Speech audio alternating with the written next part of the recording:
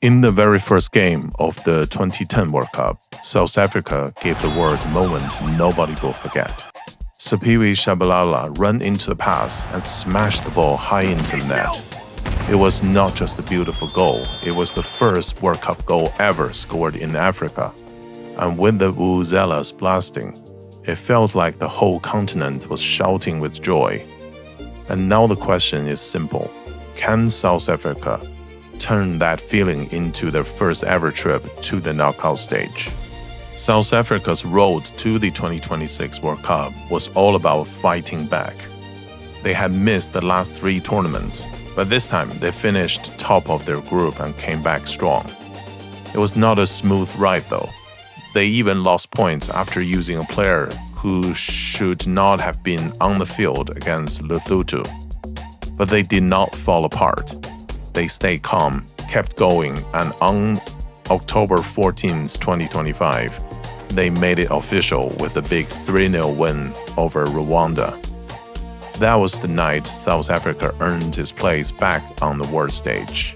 So even their qualification story feels a bit like survival under pressure. Exactly. This is a team that had to hold its nerve, survive controversy, and earn its way back after 16 years away. South Africa has been to the World Cup 3 times before 2026, in 1998, 2002, and 2010. This will be their 4th. They have never made the knockout stage, but in 2002, they came so close. They missed out only because Paraguay has scored more goals. That is a brutal way to go out. And in 2026, they finally arrived with a team that might be balanced enough to do something new. Let's look at the Zen 8-factor analysis of this South Africa team.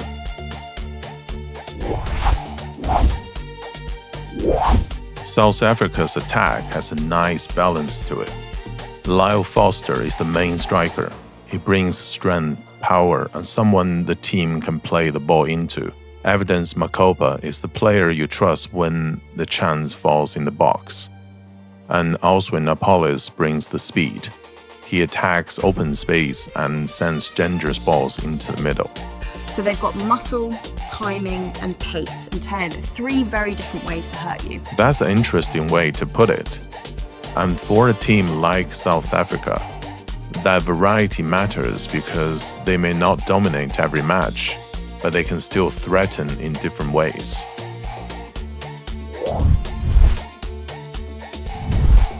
At the back, Hugo Broos has built a defense that can deal with fast, physical football.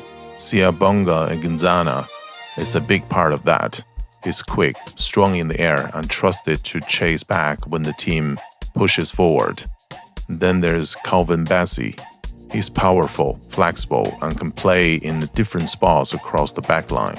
Kuliso Mudel brings quality on the right, and all of that means this Africa defense feels quicker, tougher, and more modern than older teams. So this defense is not just trying to survive, it actually wants to compete one-on-one. Totally, this is brave defending.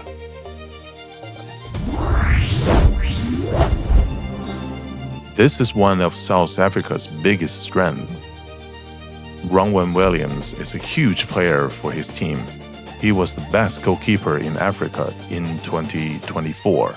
He saves penalties, he stays calm in big moments, and he helps his defense by coming out early when the danger is building. So he doesn't just make saves, he helps the whole team believe. So he's not just the goalkeeper, he's kind of the emotional foundation. Exactly. If South Africa reaches penalties in a knockout game, Ronwen Williams instantly becomes one of the scariest men in the stadium.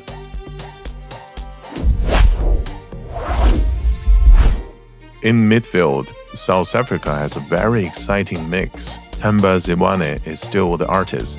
Even at 36, he finds space, slows game down, and spots passes other players do not see. Teboho Mokoene is the long shot danger. He can score from far away, so defenders have to close him down quickly. Siphoho Mabule brings calm and control in the midfield. He can settle the game, then suddenly open it up with one pass. So this team isn't just running and fighting. It actually has a good connection between the back and the front too. Exactly.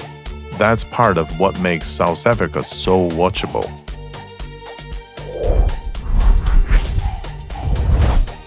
This could be South Africa's secret weapon. A lot of their starting players come from the club Mamelodi Sundowns, so they already know each other. They know the runs, they know the timing, they know when to press, and they trust each other. This is a big advantage, because South Africa may not have the biggest stars in the tournament, but it does have players who already play like a real team. So the chemistry isn't just national team chemistry, Asor. Some of it is already club level, almost telepathic. Exactly. And at the World Cup, togetherness is often worth much more than glamour.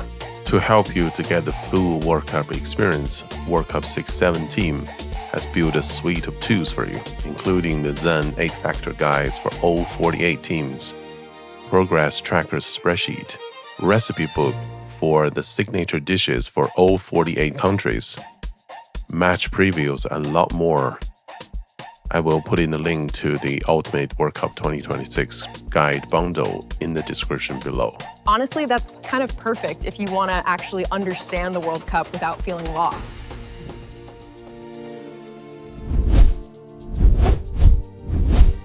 South Africa has a hard road in the group stage. Mexico City, then Atlanta, then back to Monterrey. That's a lot of travel. The tough part is not only the miles, it's how much the conditions change.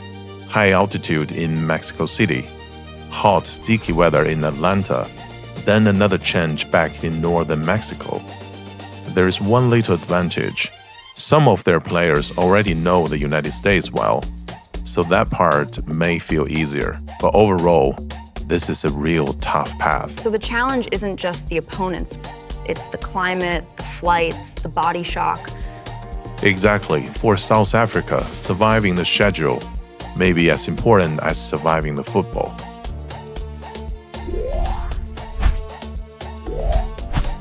One of the smartest things South Africa has done is getting stronger in the air.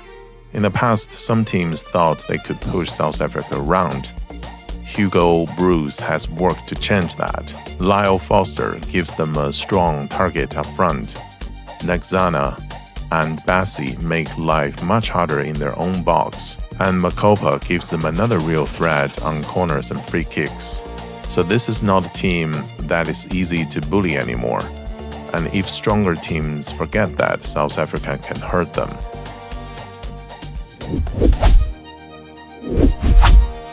And now the X factor. For South Africa is the mix of discipline and freedom. Hugo Bruce has made his team work hard, press hard, and play without fear. But he has also kept creativity alive. This is where Kasi Flower matters.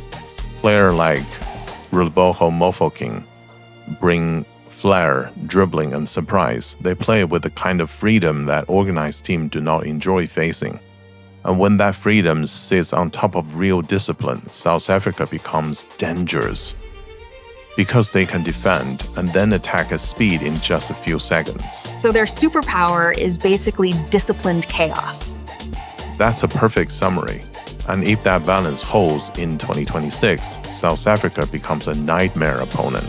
For South Africa, the road is clear. The first match against Mexico at the Anzetica will be really hard. So the second game in Atlanta against Czech Republic may be the one that changes everything. Win that game, and suddenly the dream is alive. If South Africa gets to the knockout stage, they become a very dangerous team. Not because they're the most famous, not because they have the biggest stars, but because they are well organized, fast on break, strong together, and very hard to play against. So are they a sweet underdog story or a team that could genuinely ruin somebody's tournament? That's exactly the question.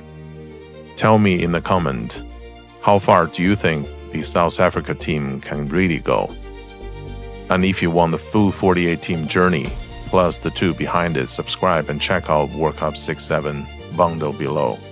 Please also check out the music video for South Africa remix of the channel theme song. Thank you. I thought it's the World Cup 2026. Why are we called World Cup 6-7? 6-7.